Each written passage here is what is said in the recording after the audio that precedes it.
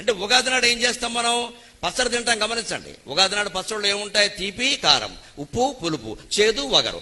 6 రుచులు ఉన్నాయంటే అర్థం ఏంటంటే ఆలోచించండి. ఉగాది నాడు ఈ పచ్చడి తినాలి, ఉగాది నాడు ఈ పచ్చడి ఏమైనా సెంటిమెంటా? లేదా తినకపోతే దేవతలు ఏమైనా చెప్పిస్తారా? పైగా ఉగాది పచ్చడి మీరు గమనించండి, దాంట్లో పచ్చడిని ఎందుకంటారో నాకు తెలియదు. అన్నంలో కలుపుకోరండి ఎవడోను. అన్నంలో కలుపుకోకుండా పచ్చడి ఏంటండి? అదే మాట. గోంగూర పచ్చడి కలుపుకోవా? చింతకాయ పచ్చడి కలుపుకోవా? వంకాయ పచ్చడి కలుపుకోవా? మరి ఉగాది పచ్చడి ఎవడో కలుపుకోడే? కలుపుకుంటే విచిత్రంగా చూస్తారు, అది కలుపుకుంటున్నాయి. మరి కలుపుకోనప్పుడు పచ్చడి ఎలా? అదే ఆలోచించాలి. పరిశోధన అంటే అదే. అక్కడ సంస్కృతి బయటపడుతుంది. కలుపుకుందామా అంటే పచ్చడి కాదు. పచ్చడి అంటున్నారు, కలుపుకోవడానికి వీలు లేదు. పోనీ ప్రసాదం అంటే కళ్ళకద్దుకొని తినడానికి వీళ్ళ. ఉగాది నాడు ఎవడో కళ్ళకద్దుకోడు, మామూలుగా తింటాడు. ఎందుకంటే ఉగాదికి దేవుడు లేడు. ఏ దేవుడి గుళ్ళోకైనా మీరు వెళ్ళొచ్చు. ఉగాదికి ప్రత్యేకంగా దేవుడు లేడు. శ్రీరామనవమికి దేవుడు వేరే, శివరాత్రికి దేవుడు వేరే, కృష్ణాష్టమికి దేవుడు వేరే, రథసప్తమికి దేవుడు వేరే. ఉగాదికి దేవుడు లేడండి, కాలమే దేవుడు. దేవుడే లేని పండుగ ప్రసాదం కాదు, పచ్చడి కాదు, అదేమిటో తెలియదా? ఖచ్చితంగా తింటావా? దీని ఉద్దేశం ఏమిటండి?